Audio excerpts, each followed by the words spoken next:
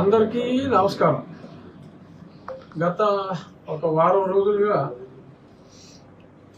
సాక్షి paper one side batting, ఎవరితోనో మాట్లాడిస్తాడు.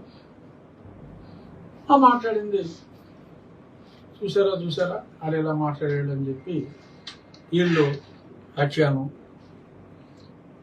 Right. So ఇప్పుడు సమాధానం చెప్పాల్సిన అవసరం లేకపోయినా ఏదో ఆ పేపర్ చదివే వాళ్ళు మరి గతంలో ఇక్కడ 11,000 సర్క్యులేషన్ ఉండేదట, ఇప్పుడు 1,100కి పడిపోయిందట, మళ్ళీ అక్కడ 11. అదేంటో అయినా సరే పెద్దగా చదవరు అనుకున్నా ఫ్రీగా ఎక్కడ పడితే అక్కడ వేసేస్తున్నారు. కాబట్టి ఎవరో చదివిన వాళ్ళు, నన్ను అభిమానించే వాళ్ళు కూడా కాస్కో ఇష్కిష్కో ఉంటారు. కాబట్టి ఈ పదానికి అర్థం జగన్ గారికి అర్థం అవుతుంది. సో కాస్కో ఇష్కిష్కో ఉంటారు కాబట్టి వాళ్ళకి కొంచెం క్లారిఫికేషన్ గతంలో నేను ఇచ్చా, ఎన్నోసార్లు చెప్పా, అయినా సరే మళ్ళీ చెప్దామని. ఇప్పుడు గత 5-6 రోజులుగా సాక్షి పేపర్లో ఏకరవ పెడుతున్న అంశాలు 2020 నుంచి సాక్షివాడు వేస్తూనే ఉన్నాడు. రెగ్యులర్గా వేస్తూనే ఉన్నాడు. 2020లో నాకు జగన్మోహన్ రెడ్డికి పూర్తిగా చెడిపోయిన తర్వాత అతను నా మీద పగా ప్రతీకారాలకి పూనుకున్న తొలి రోజుల్లో అప్పుడు అతని పార్టీలో, ఇప్పుడు ఇంకో పార్టీలో ఎంపీగా ఉన్న ఒక వ్యక్తిని ప్రవేశపెట్టి అప్పుడు పంజాబ్ నేషనల్ బ్యాంక్ చైర్మన్ని ఇతను పిలిపించుకొని, సో అతనికి ఎలాగైనా సరే నా కోరిక తీర్చాలి, ఈ కంపెనీ క్లోజ్ అయింది కాబట్టి మీరు కేసు ఒకటి ఇవ్వండి, మాకు కావాల్సిన వాడు ఉన్నాడు సిబిఐలో, మేము చర్యలు తీసుకుంటాం అని అంటే ఆయన ఇంకో బ్యాంక్ అయినా కలిపి ఇమ్మీడియట్గా జగన్మోహన్ రెడ్డిని, ఏ ఆజానుభావుడైనా ఒక ఎంపీ కలిపాడో వాళ్ళని తీసుకొచ్చి ఆ 48 గంటల్లో మీరు సమ్వేర్ ఇన్ సెప్టెంబర్లోనో అక్టోబర్లోనో 2020 ఆ సాక్షి పేపర్లో ఫ్రంట్ పేజ్ రఘురామ నివాసాలపై సిబిఐ దాడి, ఆఫీసులపై అన్నిట్లపై దాడి, విపరీతంగా అసలు టన్నులకు టన్నులు, లారీలకు లారీలు కాగితాలు దొరికేసినాయి అని చెప్పి రాశారు. అప్పుడే అంటే 2020లోనే రాశాడు. ఆ తర్వాత అసలు కొనసాగుతుంది విచారణ, అలా ఎలాగా రఘురామరాజు అరెస్టు తథ్యమని ఇప్పుడు వాగుతున్న వాగుడు అప్పుడు కూడా సాక్షిలో వాగాడు. ఇది కొత్త వాగుడు కాదు, అప్పటి వాగుడే. అప్పుడే ఎప్పుడైతే వారు రైడ్ చేయించారో, మామూలుగా 48 గంటల్లో రైడ్ అనేది జరగదు. అసలు అది ఎఫ్ఐఆర్ రిజిస్టర్ చేయాలంటేనే మామూలుగా 4-5 నెలలు పడుతుంది. బట్ జగన్మోహన్ రెడ్డికి అప్పుడు ఉన్న పట్టుది, ఆ పట్టుతో మరి ఇమ్మీడియట్గా రైడు, ఎఫ్ఐఆర్లు, ఇన్వెస్టిగేషన్లు అన్నీ జరిగినాయి. ఇప్పుడు వీళ్ళు 2,000 కోట్లు అని మాట్లాడుతున్నారు. ఆ 2,000 కోట్లు అన్నది అసలు ప్రాజెక్ట్ కాస్ట్ ఒక 300 మెగావాట్, ఒక 180 మెగావాట్. అసలు భారతదేశంలో నేను కట్టినంత lowest capital cost per megawatt ఎవరో కట్టల.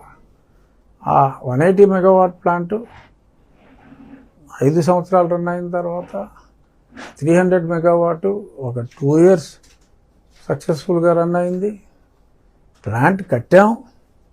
మొత్తం రెండు కలిపితే ప్రాజెక్ట్ కాస్టులు 2,000. అందులో డెట్టే ఒక 500 కోట్ల నుంచి 600, ఈక్విటీ ఒక 550 కోట్ల నుంచి 600 కోట్లు ఉంటుంది. ఆ మిగిలింది డెట్.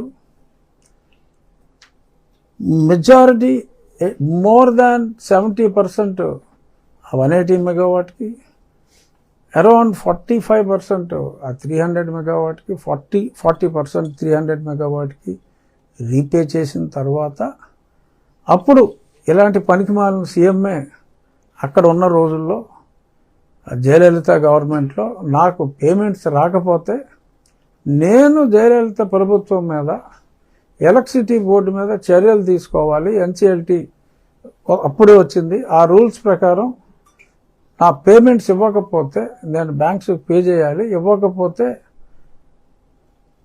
ఆ అసెట్లు అమ్మైనా సరే నాకు డబ్బు పే చేయాలి అని చెప్పి అప్పుడు వచ్చిన కొత్త చట్టం ప్రకారం నేను కేసు ఫైల్ చేస్తే సరే ప్రభుత్వం వాళ్ళు కోర్టులో నాకు ఆర్డర్ ఫేవరబుల్గా వచ్చినప్పటికీ కంటెంప్ట్ ఆఫ్ కోర్టుకు కావాలంటే ఇల్లని వాళ్ళు కౌంటర్ క్లెయిమ్స్ పెట్టి ఈ సప్లై చేసినప్పుడు ఎవ్రీ 1 అవర్కి మేము మీటర్ రీడింగ్ చూస్తాం, ఈ హాఫ్ అన్ అవర్లో తగ్గిన దానికి పెనాల్టీ, ఈ హాఫ్ అన్ అవర్లో ఎక్కువైన దానికి మేము సప్లై చేయక్కర్లేదు, 10% ప్లస్ ఆర్ మైనస్ క్లాజ్ ఉన్నప్పటికీ రకరకాలుగా చిత్రహింసలు పెట్టి పేమెంట్లు ఆపేసి లిటిగేషన్ చేశారు.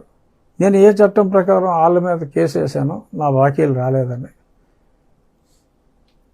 ఆ చట్టం అమల్లో ఉంది కాబట్టి నేను వాళ్ళ దగ్గర నుంచి డబ్బులు రానందువల్ల 2 క్వార్టర్లు డిఫాల్ట్ అయితే ఎన్సిఎల్టీ ఈ లెండర్స్ ఎన్సిఎల్టీకి వెళ్ళి ఈ కంపెనీని అమ్మేశారు. అమ్మగా కొంత డబ్బు వచ్చింది. అక్కడ అసెట్ బిల్డ్ చేసాం అది మాట్లాడిన కంపెనీలకి. ఈ సందర్భంలో ఏమైంది, ఇంటర్ కార్పొరేట్ డిపాజిట్స్ ముందు 1 సంవత్సరం పాటు బ్యాంక్ లోన్ డిఫాల్ట్ అవ్వకూడదని అన్ని కంపెనీలకి హోల్డింగ్ కంపెనీ ఒకటే కాబట్టి ఈ ప్రతి ఇండివిజువల్ ప్లాంట్కి సపరేట్ పీపీఏలు ఉంటాయి కాబట్టి సపరేట్ నేమ్స్ ఉంటాయి. వీటికి హోల్డ్కోకి ట్రాన్స్ఫర్ చేసి ఒక కంపెనీ నుంచి ఇంకో కంపెనీకి అప్పులు ఇచ్చి అన్నీ అందులోనే చూపెట్టి ఆ ఇన్స్టాల్మెంట్ల కోసం డబ్బు వాడటం జరిగింది. అన్ని చెక్ ట్రాన్సాక్షన్సే. It is only if at all it is an offence, it is not an offence. If at all it is an offence అది కాంపౌండబుల్, దానికి ఏదో కొంత పెనాల్టీ ఉంటుంది, బట్ అది కూడా ఉండే అవకాశం లేదు. బట్ ఎప్పుడైతే డిఫాల్ట్ కంపెనీ వాళ్ళు అసెట్లు అమ్మారో ఆ బ్యాలెన్స్ అమౌంట్ నేను కట్టలేదు కాబట్టి, నేను అంటే కంపెనీ ఈజ్ అన్ ఇండివిజువల్, నేను వన్ ఆఫ్ ది షేర్ హోల్డర్ని. నాకు ఎంతోమంది ఫారిన్ ఇన్వెస్టర్స్ ఉన్నారు. అసలు మా సొంత డబ్బు చాలా ఎక్కువ పోయింది ఈ బ్యాంక్ డెట్ కన్నా. నేను తీసుకొచ్చిన private equity amount I last much more than the debt. సరే, ఇది ఎందుకు చెప్తున్నాను అంటే కొద్దిమంది నా అభిమానులు బాధపడతారేమో, నేనేదో బ్యాంకుల్ని దోచాను అనుకుంటారేమో. నా డబ్బులే పోగొట్టుకున్నా. నేను పుట్టటమే గోల్డెన్ స్పూన్తో పుట్టా, అత్యంత ఐశ్వర్యంలో పుట్టా. ఇప్పటికి నా జీవన విధానంలో పెద్దగా మార్పు ఏమీ లేదు. అప్పుడు పంది మాంసం అమ్ముకునే వాళ్ళు ఇప్పుడు 500 కోట్లు 1000 కోట్లు ఇన్కమ్ ట్యాక్స్లే కట్టుకుంటున్నారు తప్ప, మేము అప్పుడు బాగానే ఉన్నాం, ఇప్పుడు బాగానే ఉన్నాం అంతే తప్ప ఒకప్పుడు పంది మాంసాలు అమ్ముకోలేదు. ఇప్పుడు మరీ ఫిల్తీ రిచ్ రాజకీయాల్లో కన్నాలేసి సంపాదించుకోలేదు. ఇది ఎవరికి చెప్తున్నానో ఎందుకు చెప్తున్నానో అర్థం చేసుకుంటే మంచిదే. సో ఇది క్లారిఫికేషన్. ఇక ఈ పేపర్లో ఈ మధ్యన ఎక్కువగా ఏం రాస్తున్నాడు, రఘురామకృష్ణరాజు 420. సరే, 3 కేసుల్లో వాడే పెట్టించిన కేసుల్లో, అంటే ఒక ఆజానుబాహుడైన ఎంపీ ద్వారా పెట్టించిన కేసుల్లో ఓకే 3 into 420 అనుకుందాం ఊరికి ఆ లెక్కల్లో. జగన్మోహన్ రెడ్డి 11 కేసుల్లో 420. సరే 11 అదొక యాదృచ్ఛికంగా ప్రతి దగ్గర 11 వస్తుంది. 11 కేసుల్లో జగన్మోహన్ రెడ్డి 420. మరి సాక్షిలో అతను వాటా అమ్మేసుకున్నాడా మరేంటో నాకు తెలియదు. కానీ రఘురామకృష్ణరాజు 420 3 కేసుల్లో అని చెప్పి మాట్లాడాలంటే సిగ్గుండాలి కదా. ఆ పత్రిక యజమాని మాజీ ముఖ్యమంత్రి, ప్రస్తుత అప్రస్తుత ప్రతిపక్ష నాయకుడు, అర్థమైందా? ప్రస్తుత అప్రస్తుత ప్రతిపక్ష నాయకుడు. అలాగా 11 కేసుల్లో 420గా ఉండి ఈ రకంగా కేవలం అంటే అతని స్టాండర్డ్లో కేవలం ఉంటే రాసుకుంటావా? జనాలు అసహించుకోవట్లా? సరే, ఎవరో మాట్లాడారు, అమ్మ బాబోయ్ రేపో మాపో అరెస్ట్ అయిపోతాడు, సుప్రీంకోర్టు ఏం చెప్పింది? సుప్రీంకోర్టు ఏం చెప్పిందిరా? సరే, అది దొబ్బింది ఎప్పుడో మీకు. ఏం చెప్పింది సుప్రీంకోర్టు? ఒక బంచ్ ఆఫ్ కేసుల్లో ఇన్వెస్టిగేషన్ యాక్చువల్గా అయిపోయింది. ఆ రెండిట్లో 2020లో జగన్మోహన్ రెడ్డి పేపర్ చూసుకుంటేనే తెలుస్తుంది. తర్వాత మొన్న ఎలక్షన్ ముందు కూడా ఇయే రాసేవాడు, రాసి నాకు సీట్ రాదనేవాడు. 2020లోనే రాశారని చెప్పి ముందు చెప్పాను కదా. అది రాస్తూనే వెళుతూ అప్పుడు కూడా ఇదే రాసి ఇదే పాయింట్ నేను నా ఎలక్షన్ ఎఫిడవిట్లో పెడితే, ఈ కేసుల గురించే నా ఎలక్షన్ ఎఫిడవిట్లో కూడా రాస్తే, అయిపోయి చూసారా ఇన్ని కేసులు ఉన్నాయని చెప్పి మళ్ళీ రాసి, నాకు సీట్ రాదని రాసి, సీట్ ఇవ్వకూడదని వాళ్ళు డిసైడ్ అయిపోయారని రాసి, ఒకవేళ సీట్ ఇచ్చినా నాది 3వ స్థానం అని చెప్పి రాసి, ఇండిపెండెంట్కి కూడా అలే డబ్బులు ఇచ్చి ఇన్ని చేసి ఏం పీకారా? ఈ ఉండి నియోజకవర్గ చరిత్రలో ఎప్పుడు 32,000 దాట్ల మెజారిటీ, దాన్ని 56,777కి తీసుకెళ్ళే సువర్ణావకాశం నాకు ఇచ్చారు. అప్పుడు ఓడిపోతామని అన్నారు, 20 నుంచి అరెస్ట్ అవుతామని అన్నారు. మధ్యలో అది తెలంగాణలో ఆ పోలీసు అతను విత్డ్రా చేసుకున్నాడు మొన్న, తప్పైపోయిందని. ఓ ముస్లిం ఫారూక్ కన్నోడితో నా మీద నన్ను లేపుకెళ్ళిపోవటానికి స్కెచ్ చేసి ఆన్ని నా సిఆర్పిఎఫ్ వాళ్ళు అప్పచెప్తే నా మీద కేసు పెట్టించి ఇక్కడ కోర్టులో మేనేజ్ చేసి, సరే ఫైనల్గా సుప్రీంకోర్టులో నాకు బెయిల్ వచ్చింది. సరే, మొన్న కేసు కూడా క్లోజ్ అయింది. అప్పుడు కూడా ఇదిగో అరెస్టు, అదిగో అరెస్టు, తెలంగాణ ప్రభుత్వం అరెస్ట్ చేస్తుందని చెప్పి వాగేవాళ్ళు. చేశారా? దానికి ముందు ఎవరో ఒక స్వామీజీ కేసీఆర్ గవర్నమెంట్ని డీస్టెబిలైజ్ చేయడానికి ఏదో ట్రై చేశారని చెప్పి, ఏదో అప్పుడు వాళ్ళు రాజకీయ వ్యూహంలో ఆ స్వామీజీని అరెస్ట్ చేసి, సరే నాకు హిందూ మతం అంటే ఇంట్రెస్ట్ కాబట్టి, ఆ స్వామీజీ నాకు కాస్త పరిచయం ఉంది కాబట్టి, ఆ స్వామీజీతో నేను దిగిన ఒక ఫోటోని వీడి సాక్షి పేపర్లో వేసేసి, ఇదిగో ఈ కాంటాక్ట్ ఉంది, రేపో మాపో స్వామీజీని అరెస్ట్ చేసినట్టే నన్ను కూడా అరెస్టు. తెలంగాణలో బీజేపీ ప్రభుత్వం స్థాపించడానికి ఏంటి, వాళ్ళకి 4 ఉన్నాయి ఇప్పుడు ఎమ్మెల్యేలు. తెలంగాణలో బీజేపీ ప్రభుత్వం స్థాపించడానికి రఘురామకృష్ణరాజు కుట్రని సాక్షివాడు రాసేసి నన్ను అరెస్ట్ చేస్తున్నారని చెప్పి నోటీస్ కూడా ఇచ్చేశారని, సాక్షి సపోజ్ ఇవాళ డేట్లో రాస్తే ఆ నెక్స్ట్ డేట్లో నాకు వచ్చింది నోటీసు. అంటే వీడు ఇమ్మని చెప్తే ఆ నోటీస్ పంపేశాడు అనుకున్నాడు ఈ సాక్షుడు.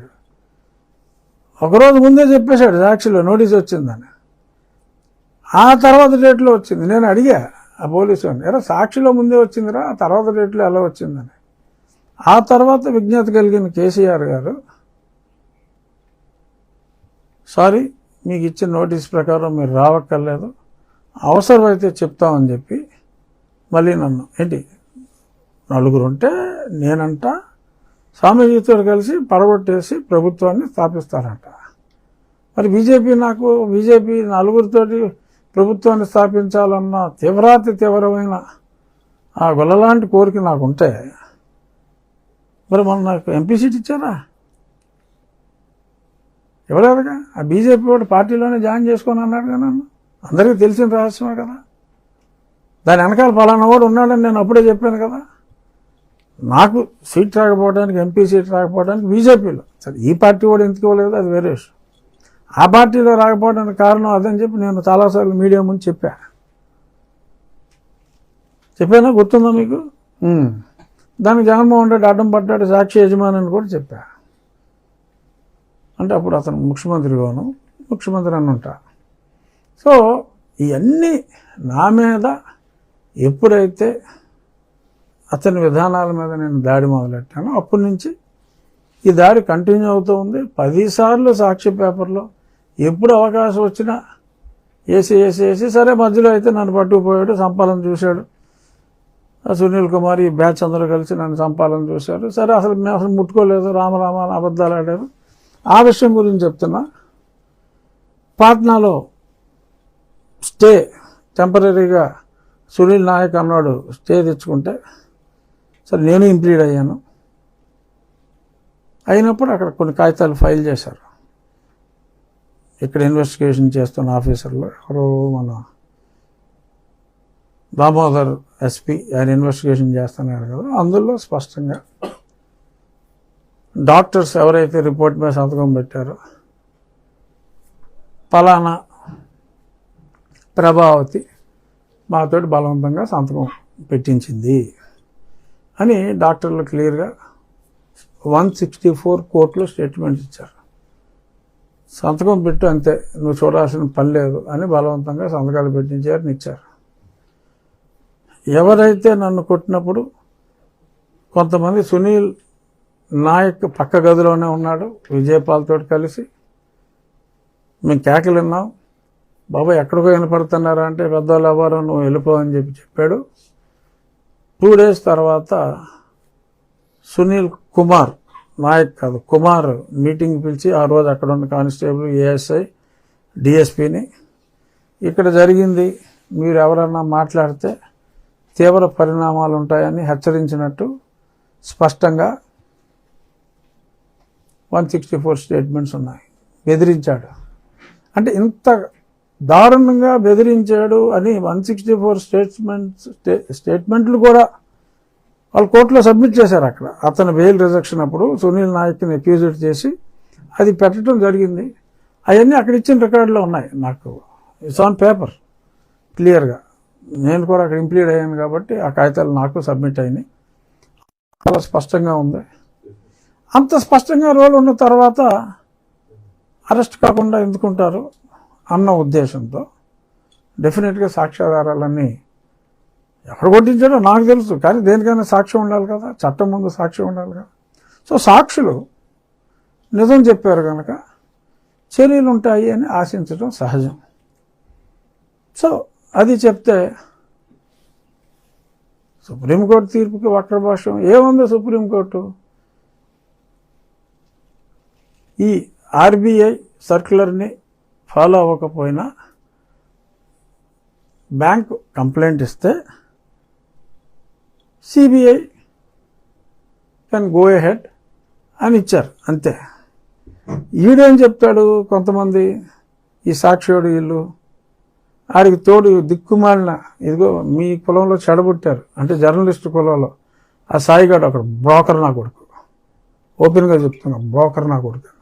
రే సాయి, నీకు ఎవడ దీతో స్టార్ట్ అవుతుంది ఆ ఛానల్ పూర్తి పేరు, కింద ఏదో చిన్న అక్షరాలు రాస్తాడు ఆడు అదే పనిగా జగన్మోహన్ రెడ్డి బాగా. అలా కొంతమంది ఉన్నారు, వాళ్ళ పెయిడ్ వెబ్ ఛానల్స్, కొన్ని అంకిల్ ఛానల్స్ ఉన్నాయి, దానికి కూడా కొన్ని పేమెంట్లు ఆలేస్తారనుకుంటా సాక్షి యాజమాన్యం, ఆడికి రిలయబిలిటీ తక్కువ అని. ఇలాంటి వాళ్ళందరూ అసలు సుప్రీంకోర్టు క్లియరెన్స్ అరెస్ట్ చేయమని సుప్రీంకోర్టు క్లియరెన్స్ ఇస్తున్నారా? చనా కొడకల్లారా. సారీ, రాజ్యాంగబద్ధ పదవిలో ఉన్న కొంతమందికి అర్థమయ్యే భాషలో మాట్లాడాల్సి వస్తాను. అది they can go ahead with the investigation అన్నారు. And here the investigation is already over. I have attended. నేను ఢిల్లీలో ఎంపీగా ఉన్నప్పుడే వాళ్ళు అడిగిన ప్రశ్నలన్నింటికి సమాధానం ఇచ్చాను.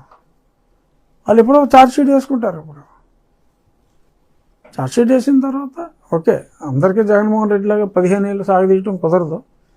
ఇమీడియట్గానే త్వరలోనే నిర్దోషిగా నేను బయటకు వస్తాను. అక్కడ ఇంకా ఛార్జ్షీట్ వేయలేదు, ఈ నా కొడుకులు డిసైడ్ చేస్తారా?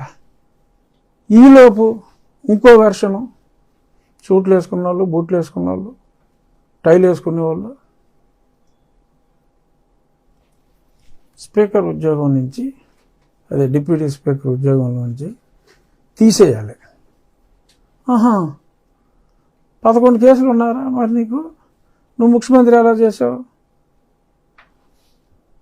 సిగ్గు, శరం, బుద్ధి, జ్ఞానం ఉండాలా? అసలు మాట్లాడే ముందు అరే నువ్వు ఎలా ఉన్నావురా ఎన్నాళ్ళు అని చెప్పి ఎవడన్నా అడుగుతాడన్నా ఇంగిత జ్ఞానం ఉందా? తీసేస్తారా? ఎవడో కొంతమంది భోగాల్లో అభియోగం చేశారు, జరుగుతుంది ఇన్వెస్టిగేషను. భోగాల్లో అభియోగం చేసినంత మాత్రం తీసేస్తారా? ఉద్యోగాలు తీసేస్తారా? Constitutional post పీకేస్తారా? ఇప్పుడు నేను ఆ కాన్స్టిట్యూషనల్ పోస్టులో ఉండమాలన్నా ఈ సంవత్సరం నుంచి ఎంతో సంయమనం పాటించాను.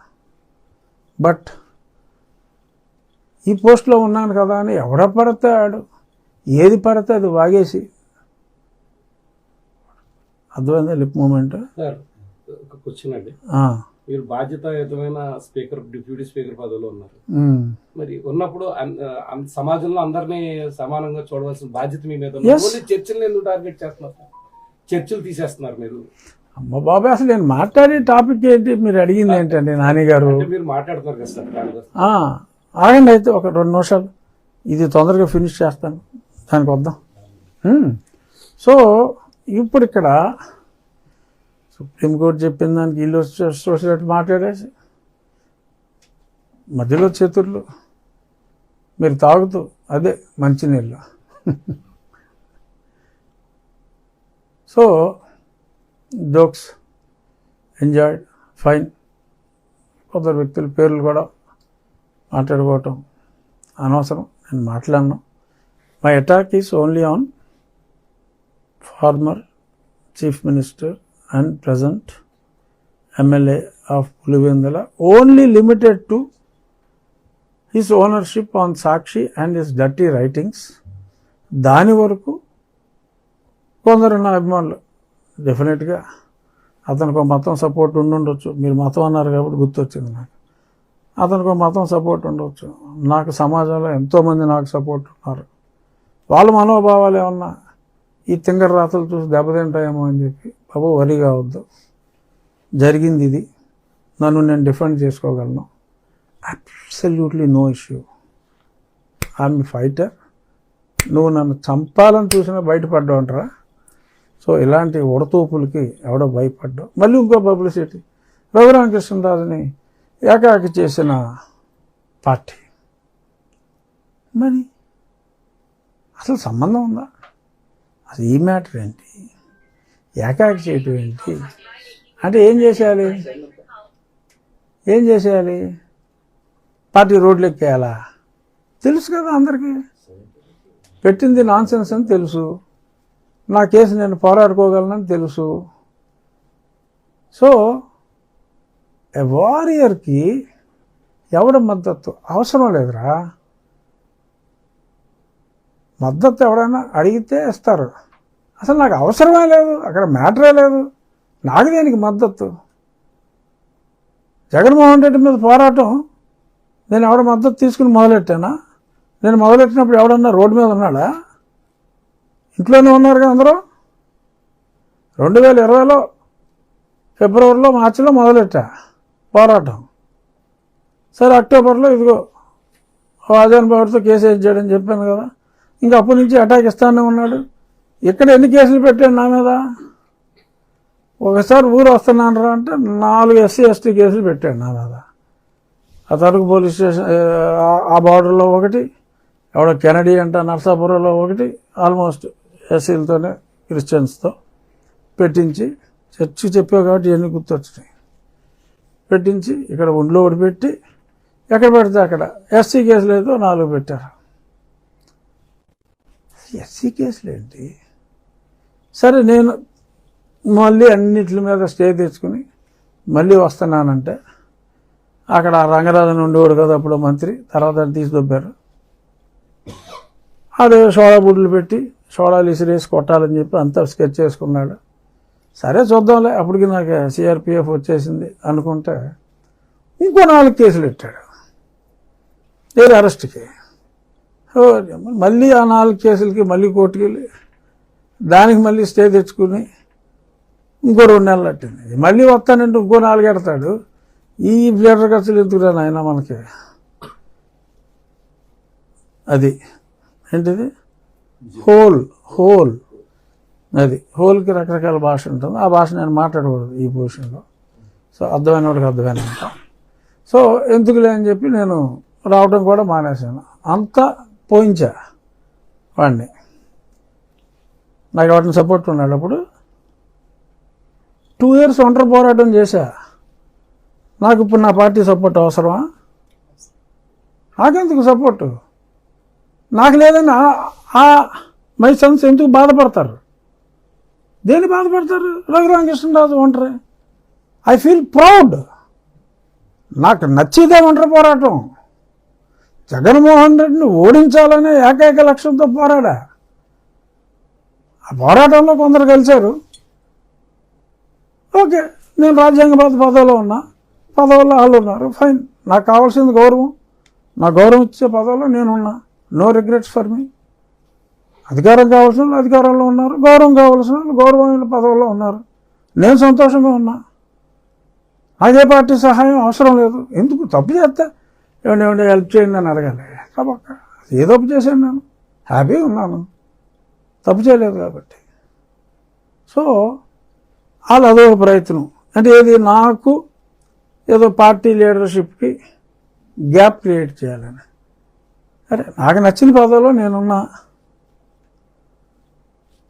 నాకు నచ్చంత సానుభూతి.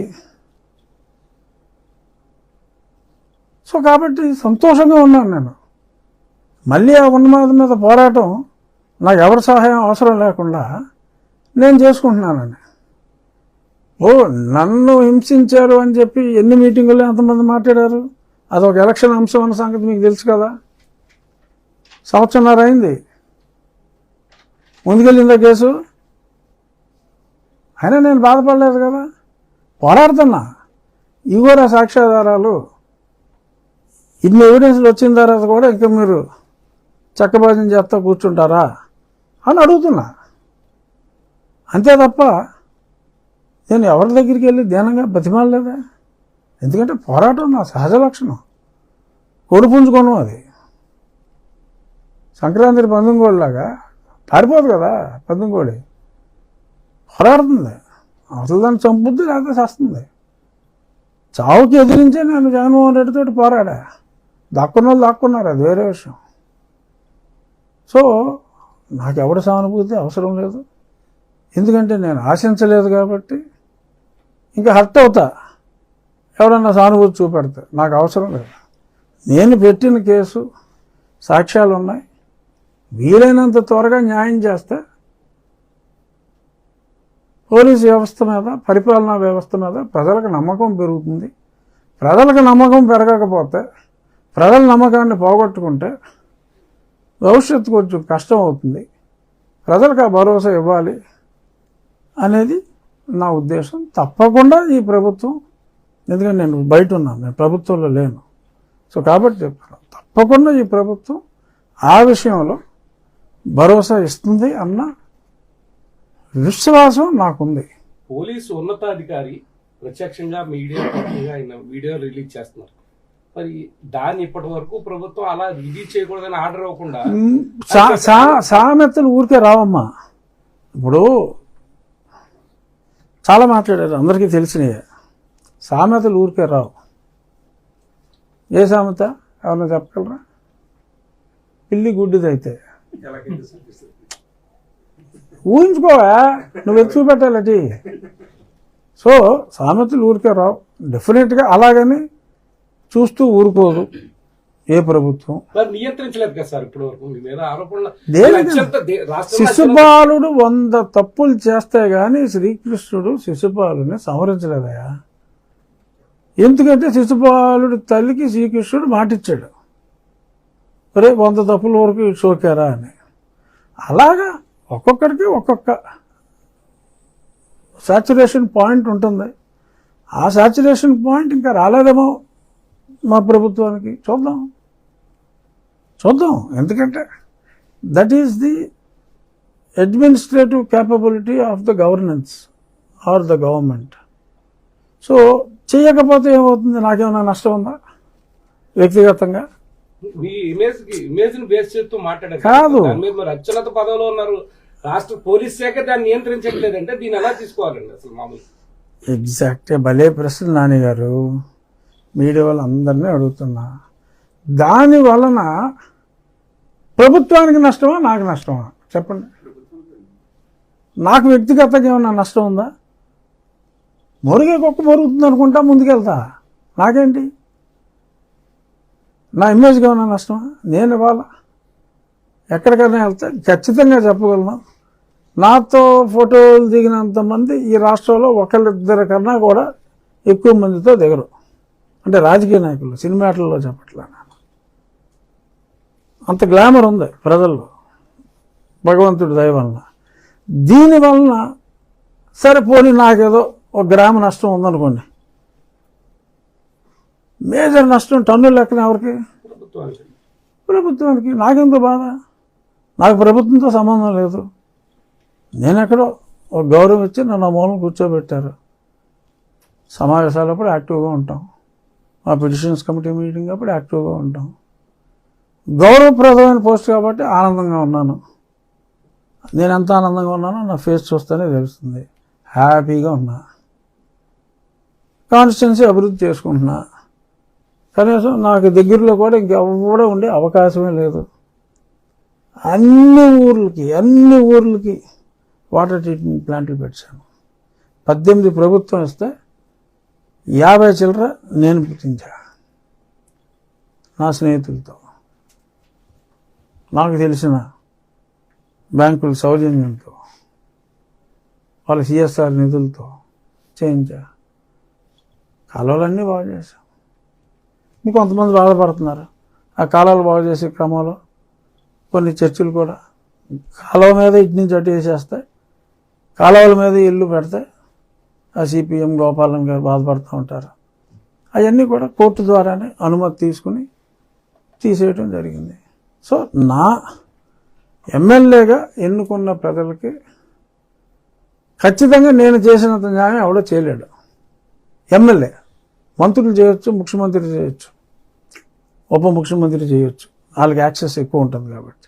ఎమ్మెల్యేగా నేను చేసినట్టు ఎవడో చేయలేడనే సాటిస్ఫాక్షన్ నాకుంది, గౌరవం ఉంది. సో కాబట్టి అపఖ్యాతి అంటూ అడ్మినిస్ట్రేషన్ వైజ్ కానీ పోలీసు వ్యవస్థ మీద కానీ ఎవరైనా మొరిగితే, చట్టాన్ని అతిక్రమించి మొరిగితే చర్యలు తీసుకోవాల్సిన బాధ్యత ప్రభుత్వాన్ని. అప్రతిష్ట వస్తే ప్రభుత్వానికి వస్తుంది తప్ప నాకు అప్రతిష్ట వచ్చే అవకాశమే అతి తక్కువ. మామూలుగా ఓకే, అతని ఫాలోవర్స్ ఎవరైనా నమ్మి ఏదో అనుకుంటే అనుకోవచ్చు. దానివలన టెంపరీగా నేను ఒక స్టెప్, కొద్దిమంది దిక్కుమాలిన వారి విషయంలో ఒక రవ్వ తగ్గినా అల్టిమేట్గా అది 10 వేగంతో పెరగటానికి నాకు దోహదపడుతుంది తప్ప ఈ జరుగుతున్న పరిణామాల్లో నేను సంతోషంగా ఉన్నాను. నాకు ఏమీ ఫరక్ పడదు. బట్ ఒక కర్తవ్యాన్ని గుర్తు చేసుకుంటున్నా. ఏంటంటే మొన్నటిదాకా ఏదో అతనిలో పరివర్తన వస్తే ఖచ్చితంగా నెక్స్ట్ టైం ప్రతిపక్ష హోదా వస్తుంది అన్న ఉద్దేశంలో ఉండేవాడిని. ఇప్పుడు ఇలాగే గొర్రెలు నరికేసి రక్తాన్ని చిమ్మేసి వారి రాక్షస ప్రవృత్తిని ఈ రకంగా ప్రదర్శించుకొని రాసిన దాన్నే పదే రాసుకొని ఈ రకంగా రాసుకుంటే వాళ్ళని అసహించుకునే వాళ్ళ పర్సంటేజ్ పెరుగుతుంది. మాట్లాడవలసిన టైంలో ప్రజలకి చెప్పవలసినవన్నీ కూడా చెప్పే చొరవ గతంలో తీసుకున్నా ఓడించా. జగన్మోహన్ రెడ్డి అతను ఓడించుకున్నాడు లాస్ట్ టైం. బట్ అతను ఎందుకు ఓడించాలనేది 2 ఏళ్ల ముందు అందరికీ అర్థమయ్యేలాగా చెప్పాను నేను. 20 నుంచి ఎవడన్నా మాట్లాడా? లేదుగా. 23లో మాట్లాడారు అందరూ. 20, 21, 22 ఎవరు? ఒకే ఒకడు మీ ఎదురుగుండా ఉన్నాడు. ఇది జగమెరిగిన సత్యం, జగన్ ఎరిగిన సత్యం. కాబట్టే జగన్ ఉన్నాడు నన్నే టార్గెట్ చేస్తున్నాడు. ఇంకేమన్నా పట్టించుకోడాడు. నాకు సరదా. సో ఇది ఇలా హ్యాపీగా ఫేస్ చేస్తాం. బట్ జగన్లో మార్పు వస్తే జగన్కి మంచిదని చెప్పి జగన్ మారమ్మా అంతవరకు చెప్పగలను. అలాగే ప్రభుత్వం కూడా వ్యవస్థలో అసలు రాజ్యాంగ వ్యవస్థని వ్యవస్థ చేసే ప్రక్రియ కొందరు చేస్తున్నప్పుడు అచేతనంగా చూస్తూ ఊరుకుంటే అది బాగోదు.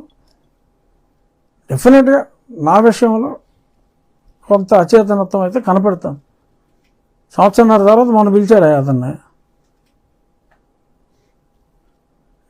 చెప్పాను లాస్ట్ టైం, 1000 శుభములు కలుగు నీకు పోయి రావే మరదలా అని పాట పాడి పంపించినట్టు 4 గంటలు పంపించారు. మళ్ళీ పిలిచారో లేదో తెలియదు, పిలుస్తారో లేదో తెలియదు, చూద్దాం. బట్ ఆ సాక్ష్యాలు ఇందాక చెప్పినట్టు ఉన్నాయి కాబట్టి పిలుస్తారని అనుకుంటున్నా. సో ఆ విషయంలో చెప్పాల్సింది స్పష్టంగా చెప్పాను కదా. ఈ సాక్షివాడు బోర్డు రాతలు చూసి రాసిందే రాసి నీకే నువ్వేగా సాక్షి రాసిందే రాసి బోర్డు రాతలు పచ్చాలు రాసి నేను ఎలక్షన్ అఫిడవిట్లో పెట్టిందే మళ్ళీ రాసి ఆ ఉన్న కాగితాలను గూగుల్లోంచి తీసి మళ్ళీ పెట్టేసి ఏదో ఇన్వెస్టిగేషన్ చేసినట్టు. ఏనియో ఇది క్లారిఫై చేయాలనుకున్నా, నా అభిమానులకి క్లారిఫై చేశా. ఈలోపు ఈయన ఏదో పెట్టాడు ఫిట్టింగ్. మళ్ళీ అడగండి మీ ప్రశ్న. కొంచెం మంచినీళ్ళు, ఎందుకంటే కొంతమంది నా వీడియో చూస్తూ ఉంటారు, నేను మంచినీళ్ళు తాగకపోతే ఫీల్ అవుతారు. చెప్పాలి కదా, మీరు తాగుతారు మంచినీళ్ళు అని. తాగుతా మంచినీళ్ళు. కొంతమంది అత్యున్నతమైన పదవిలో ఉన్నారు. ఓకే, మీరు గుర్తించారు, సంతోషం. మీకు మీ నియోజకవర్గంలో ప్రత్యేకించి రాష్ట్రంలో ఎక్కడా లేని విధంగా చర్చిల్లో టార్గెట్ చేస్తూ చర్చలు కోల్దొస్తున్నారు మీరు. అది అపోహ. ఇది ఒక మతానికి సంబంధించిన మనోభావాలు దెబ్బతింటున్నాయని ఒక పోలీస్ అధికారి ప్రత్యక్షంగా ఆయన ఒక వీడియో రిలీజ్ చేశారు. దీని మీద మీ అభిప్రాయం చెప్తా. చూస్తూ ఉంటాడు మీరు అన్న ఆయన మంచినీళ్ళు.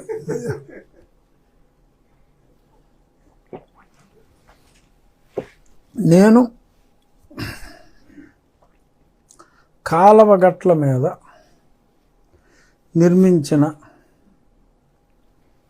గట్టు అంటే ఇంకా నాకు కాలువ పక్కన వెహికల్ వెళ్ళాలి. వెహికల్ వెళ్తే నేను లో కాస్ట్లో రిపేర్ చేయగలను. ప్రభుత్వం సరిగ్గా ఇవ్వట్లేదు కాలువల రిపేర్కి. నేను ఏదో ఉండి ఇన్ఫ్రాస్ట్రక్చర్ ఫండ్ అని కలెక్టర్ గారితో అకౌంట్ ఓపెన్ చేయటం, కొంత మార్జిన్ మనీ అక్కడి నుంచి ఇచ్చి ఆ ఊరోళ్ళని మోటివేట్ చేసి ఒరే మీ కాలువ మీరు బాగు చేసుకోవాలరా బాబు అని ఒక పంట ఏమో ఆ ఫండ్ నుంచి నేనే తయారు చేయించి ఒక పంట డొనేట్ చేసి పర్మనెంట్గా ఇంకో పంట కూడా రెడీ అవుతుంది. సుమారు 50 లక్షలు పెట్టి 2 పంటలు చేయించాను శాశ్వతంగా పరిష్కారం కోసం, ప్రభుత్వానికి సంబంధం లేదు. ఈ రిపేర్ చేయాలి అంటే వెహికల్ తోటి చేస్తే పావలా అయ్యేది, మాన్యువల్ చేస్తే రూపాయి అవుతుంది. పైకి ఇక్కడ పని చేయడానికి ఉచిత పథకాల ప్రభావం మరి ఏదైనా కావచ్చు, కానీ మనుషులు దొరకట్లే ముందు మనకి. ఎక్కడైనా బెంగాల్ నుంచి వచ్చిన వాళ్ళు, బీహార్ నుంచి వచ్చిన వాళ్ళే చేపల చెరువుల్లో కూడా ఉన్నారు. వాళ్ళు పర్మనెంట్గా ఇక్కడ మకం పెట్టి వాళ్ళు ఆ పనులు చూసుకుంటారు. పనులు చేయడానికి మనుషులు లేరు, పని డబ్బులు ఇచ్చి మంచి మనసు ఉన్నా కూడా. సో వెహికల్ తోటి చేయాలి. ఈ బారు ఇల్లు కట్టేసి ఓ చర్చు ఇల్లు అలా కట్టేశారనుకోండి, నేను ఎలా చేయాలి రిపేరు? నేను అందరు సాగునీరు అందిస్తానని మాట ఇచ్చా. మీరు ఎప్పుడైనా ఈ రేంజ్లో కాలువలు చూసారా? మొన్న 23 కిలోమీటర్లు చేసాం, ఆక్రమణలన్నీ తీసేసా. అవన్నీ రాజుల పొలాలే. ట్రాన్స్ఫార్మర్లు పెట్టారు, 10 అడుగులు చెరువుల్లో కలిపేసుకున్నారు. మొత్తం అన్నీ సరిచేసి వెహికల్ వెళ్ళి దారి వేసేసి వాళ్ళ ఖర్చు వాళ్ళే పెట్టుకున్నారు, చేశారు. అలా కొన్ని కాలువల మీద చర్చిలు కట్టారు, తీసేసాం. ఇప్పుడు కాలంలో రోడ్డు మీద గుడి ఉంది, ఎప్పటి నుంచో ఉంది, 50 సంవత్సరాల నుంచి. వాళ్ళకి ఆల్టర్నేటివ్ గుడి కట్టడానికి స్వయంగా నా నిధులు ఇచ్చా. రేపు దేవస్థానం నుంచి వస్తే నేను ఇచ్చిన డబ్బు వెనక్కి ఉండరా, లేదంటే గుడి పూర్తి చేసే బాధ్యత నాది అని చెప్పి వాళ్ళకి ఆల్టర్నేట్ సైట్ ఇచ్చి గుడి తీసేస్తాను. వచ్చేవారం రాములవారి గుడి ఇంకో ఆల్టర్నేటివ్ పెట్టాం. సో గుడైనా ఇదైనా ప్రజలకి తీవ్రమైన ఇబ్బందిగా ఉన్నప్పుడు అది అవసరం. ఆ ప్రాసెస్లో 3-4 రేకులతోటి కాలువ మీద వేసేసిన చర్చిలు ఉంటే అది తీయవలసి వచ్చింది. ఆ నీళ్ళు ఆ కాలువలకు వెళ్తే ఆ రైతు చాలా చోట్ల వ్యవసాయం మానేసిన వాళ్ళు కూడా గత సంవత్సరం తిరిగి మళ్ళీ వ్యవసాయం చేసుకున్నారు ఉండే నియోజకవర్గంలో. ఇది ఓపెన్, నేనేమి ఇది ఎవరిని అడిగినా చెప్తారు. నేను ఏదో ఊరికైనా మీడియాని కూర్చోబెట్టి సొల్లు చెప్పడం కాదు, ఎవరిని అడిగినా చెప్తారు. అక్కడ ఆక్రమించుకున్న గృహాల్లో కావాలని చెప్పి మా ఎస్సీల గృహాలు, మా క్రిస్టియన్ గృహాలు తీసేస్తున్నారని మాట్లాడుతున్నారు. అది తప్పు. ఎవరైనా వెళ్ళి వెరిఫై చేసుకోండి. అందులో బీసీలు ఉన్నారు, రాజులు ఉన్నారు. పాలకోడేరులో ఒక పెద్ద ఇల్లు 30 లక్షలతో కట్టారు. ఎవరో రాజుగారు కొట్టేశాం కదా. ఊళ్ళో మా సొంత బంధువులదే ప్రభుత్వ భూమి, వాళ్ళు తెలియక ఏదో కొనుక్కున్నారు. ప్రభుత్వానికి 10% ఇచ్చేసిందని తెలియ కొనుక్కున్నారు. తెలియక జరిగిన ఏదైనా తప్పే. నా సొంత మేనమామలు ఇప్పుడు ఉన్నారు, అవి కూడా వెనక్కి తీసుకున్నాం. అవి మాట్లాడకుండా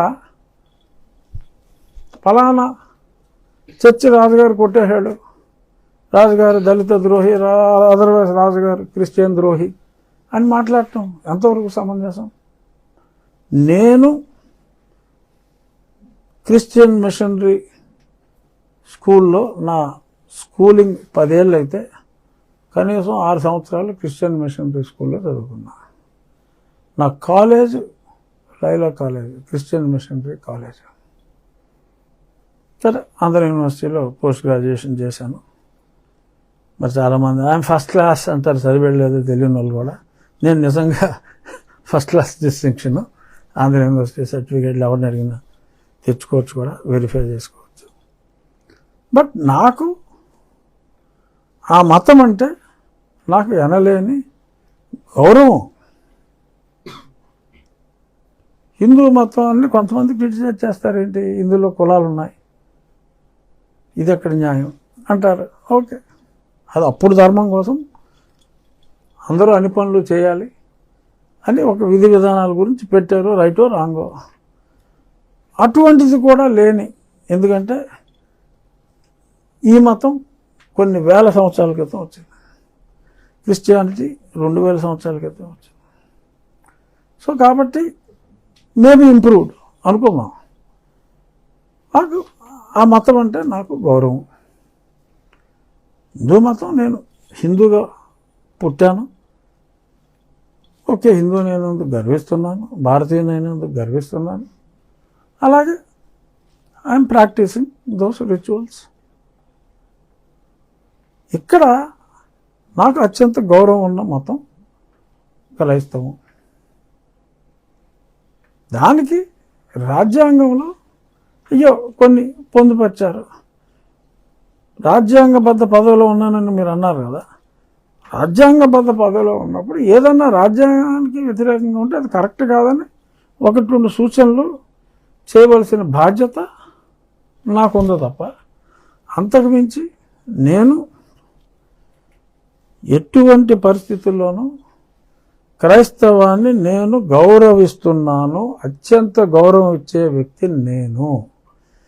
చర్చిలు కొట్టేయడం అన్నది ఒక అపోహ. ప్రజలకి తాగునీరు సాగునీరు అందిస్తాను అని మాట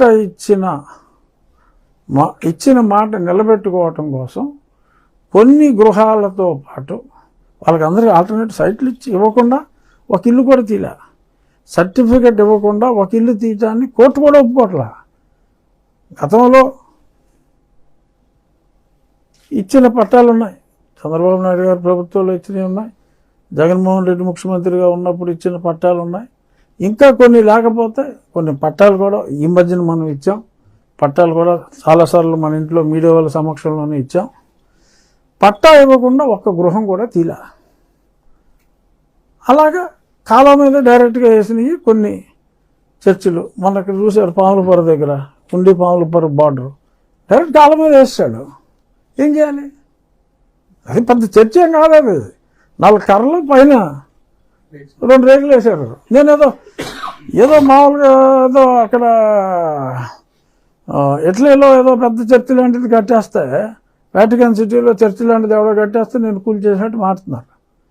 అది కాలువ గట్టి మీద వేసిన రేకుల షెడ్డు, కాంక్రీట్ స్ట్రక్చర్ అనే చర్చి ఎవడో కాలువ గట్టి మీద కట్టడం, లోపల కట్టుకుంటారు. అసలు దాని జోలికి ఎందుకు వెళ్తాం? అవసరం ఏంటి మనకి? ప్రజలకు ఇబ్బంది కలగకుండా ఉండటం కోసం ఆ కాలువ గట్ల మీద వేసిన ఇలాంటి షెడ్యూల్ లాంటి నిర్మాణాలు, చర్చని పెట్టుకోవచ్చు, ఏదైనా పేరు పెట్టుకోవచ్చు, కానీ బయట చూసేవాడికి నేను ఏదో పెద్ద కట్టడం కొట్టేసాను అనుకుంటారు. కాదు, తాగునీటి సాగునీటి అవసరాలకు ప్రజలకు ఇబ్బంది కలిగించే అది కట్టడం. రోడ్డు మీద ఏమన్నా కడితే అది దేవాలయమైనా దాన్ని పునఃప్రతిష్ఠ ప్రొసీజర్ ప్రకారం ఫాలో అయ్యి ఎలా చేయాలి అనేది ఆ వేద పండితులతో మాట్లాడేది. ఇలాగ చేసాను తప్ప ఎట్టి పరిస్థితుల్లోనూ నేను ఎంతో గౌరవించే క్రైస్తవం జోలికి వెళ్ళవలసిన అవసరం నాకు ఏమాత్రం లేదు. నా ఒండి నియోజకవర్గ ప్రజలకి ఇటువంటి వాటి వలన ఓవరాల్గా ప్రజలు నష్టపోవటం కరెక్ట్ కాదు. కాబట్టి వాళ్ళకి ఇచ్చిన మాట నిలబెట్టుకోవటం కోసం కొన్ని అక్రమంగా కట్టిన వాటిని తొలగించవలసి వస్తే ప్రజల కోసం అది చేయటం అనేది నా బాధ్యత. మీరు అన్నట్టు అనుమానం రావచ్చు, రాజకీయ నాయకుడు చేయడి, మీరే ఎందుకు చేస్తున్నారు, మిగిలిన వాళ్ళు ఎవడో ఎందుకు తీయలేకపోతున్నాడు అనే ప్రశ్న మీకు ఉదయిస్తుంది. అర్థమైంది నాకు. ఎందుకు ఇదంతా అన్నట్టు చూస్తున్నారు. ఏం చేయండి? ఏం చేయండి? నా కర్మ. మాట ఇచ్చాం, నిలబెట్టుకోవాలి అంతే తప్ప ఆ మాట ఇచ్చిన మాట నిలబెట్టుకోవాలి అనే తపన తప్ప పోతే 10 ఓట్లు పోతాయి, ఖచ్చితంగా పోతాయి. 100కు 100 ఓట్లు ఎవరికి రావు. నెగ్గాలంటే 50 ఓట్లు చాలు ఇద్దరు పోటీ చేసినప్పుడు. ఓట్లు రాజకీయం నేను చేయట్లా. ప్రజలకు ఇచ్చిన మాట నిలబెట్టుకుంటే ఓకే, అందరూ మీకులాగా ఆలోచించి ఓకే అక్కడ ఏదో ఫలానా కాలం మీద 2 రేకులు తీసేసాడు, వీడికి నియోజకవర్గం ఎవడో ఓటేయడానికి ఇల్లేదురా అనుకుంటే ఓకే, మనమేం చేయలేం. బట్ ఒక ఆశయం కోసం పనిచేసాం, ఆశయాన్ని ప్రజలు అర్థం చేసుకోలేదు, అది దురదృష్టం అని అనుకుంటాను తప్ప అరే ఆ కాలాలు బాగు చేయకుండా ఉంటే బాగుండేదిరా అన్న దరిద్రపు ఆలోచన నాకు రాదు. ఇచ్చిన మాట నిలబెట్టుకున్నా. సంవత్సరంన్నరలో ఎప్పుడో 30 ఏళ్ళ నుంచి పెండింగ్ ఉన్న కోపల్లి బ్రిడ్జ్ కూడా ముఖ్యమంత్రి గారిని రిక్వెస్ట్ చేసి, R&B మినిస్టర్ గారిని రిక్వెస్ట్ చేసి, ఫైనాన్స్ మినిస్టర్ గారిని కూడా రిక్వెస్ట్ చేసి తెచ్చుకున్నాం. ఇప్పుడు రోడ్డు రిపేర్లు కూడా ఆర్థిక పరిస్థితి అంతంత మాత్రంగా ఉన్నా మళ్ళీ R&B వాళ్ళని రిక్వెస్ట్ చేసి, అసలు గర్భిణీ స్త్రీలకి రోడ్డు మీద డెలివరీలు అవుతున్నాయని చెప్పి ఈ కష్టాలని చెప్పి 16.5 కోట్లు మనం శాంక్షన్ తీసుకొచ్చాం. దాని ముందు పంచాయతీరాజ్లో 12 కోట్లు ఈ సంవత్సరం శాంక్షన్ తీసుకొచ్చాం. శక్తి వంచన లేకుండా కృషి చేస్తున్నాం. ప్రజలు ఎక్కువ అనారోగ్యం నీటి ద్వారా అవుతుంది. ఆ నీటి వ్యవస్థని సరిచేయడం కోసం కొన్ని కఠిన నిర్ణయాలు తీసుకోవాల్సి వచ్చింది. ఆ కఠిన నిర్ణయాలు ప్రజలైతే హర్షిస్తున్నారు. IVRS నేను కూడా పెట్టించుకున్నా. అసలు ఏంటని ఈ మధ్యన వచ్చినాయిగా మీకు 90% యాక్సెప్టెన్స్ వచ్చింది నాకు, 90 పైగా. ఎలక్షన్లో 70% ఓట్లు వచ్చినా ఇప్పుడు 90% పైగా యాక్సెప్టెన్స్ వచ్చింది. పనితీరు బాగుందని. ఆ సాటిస్ఫాక్షన్ చాలు. 51 మంది బాగుందంటేనే చాలు. 90 పైగా బాగుందన్నారు. ఒకళ్ళిద్దరు మనోభావాలు దెబ్బతినొచ్చు, కానీ అందరి మనోభావాలు వీడు ఇచ్చిన మాట నిలబెట్టుకోలేదని 90 మందితో తిట్టించుకోవాలా? ఇచ్చిన మాట నిలబెట్టుకోవటం కోసం మనం అక్రమంగా వేసుకున్న దాన్ని వీడు తీసేసాడని చెప్పి అన్యాయంగా బాధపడేవాడిని. అన్యాయం జరిగిందని కాదు, అన్యాయంగా బాధపడేవాడిని దృష్టిలో పెట్టుకుని చేయాలనేది విజ్ఞులైన, సరే పనికి మన వాళ్ళు ఇందాక 2-3 పేర్లు చెప్పాను, అలాంటి వాళ్ళని తీసేసి విజ్ఞులైన మీ జర్నలిస్టులకి చెప్తున్నా. ఏమైనా సలహాలు ఉంటే చెప్పండి. ఏమైనా 10 సంవత్సరం జరుగుతాయి కదా, కత్తి లేని కోడి పందాలు, జోదలేని కోడి పందాలు జరుగుతున్నాయి కదా, మళ్ళీ ఎందుకు అడిగేయటం? సరే, ఇప్పుడు చిరంజీవి గారు, పవన్ కళ్యాణ్ గారు నా అభిమాన హీరోలు సోషల్ మీడియాలో జరుగుతున్న వాటి మీద చిరంజీవి గారు అయితే కోర్టును ఆశించారు, చట్ట ప్రకారం వెళ్తామని పవన్ కళ్యాణ్ గారు అన్నారు. మీ మీద జరుగుతున్న అసత్య ఆరోపణలకి మీరు ఏ విధంగా వాళ్ళకి బదులు ఇవ్వబోతున్నారు? ఇప్పుడు శ్రీశ్రీ గారు, నేను శ్రీశ్రీ గారికి ఫేవరెట్. ఆయన చెప్పారు, వ్యక్తుల జీవితాలు వారి వారి సొంతం, పబ్లిక్లోకి వస్తే ఏవైనా అంటాం. సో అంచేత ఒకసారి పబ్లిక్ లైఫ్లో వచ్చిన తర్వాత ఇప్పుడు మంత్రసాన్ని తను ఒప్పుకున్నాక ఏదొచ్చినా సర్దుకోవాలంటారు కదా, అలాగా పబ్లిక్ లైఫ్లో ఉన్నప్పుడు అన్యాయంగా చంద్రబాబు నాయుడు గారి మీద ఎన్నో కేసులు పెట్టారు. ఆయన అన్యాయంగా 53 రోజులు జైల్లో పెట్టారు. ఆయన తట్టుకుని నిలబడ్డాడుగా. పబ్లిక్ లైఫ్లో ఉన్నారు కాబట్టి ఈ ఆటుపోట్లన్నీ ఆయన తట్టుకున్నారు. సో అలాగా సినిమా యాక్టర్లు అంటే పాపం వాళ్ళు ఏదో ప్రైవేట్ లైఫ్ ఉంటుంది. అంటే కళ్యాణ్ గారు కూడా వెళ్ళింది పొలిటికల్ దీని గురించి కాదు, వెళ్ళింది ఆయన ఫోటోల్ని మార్ఫింగ్ చేసి అడ్వర్టైజ్మెంట్లకి వాటికి వాడుకోవటం. నాగార్జున గారు కానీ వీళ్ళందరూ కూడా వాళ్ళ ఇంటలెక్చువల్ రైట్స్ని కాపాడుకోవటం కోసం వెళ్ళారు.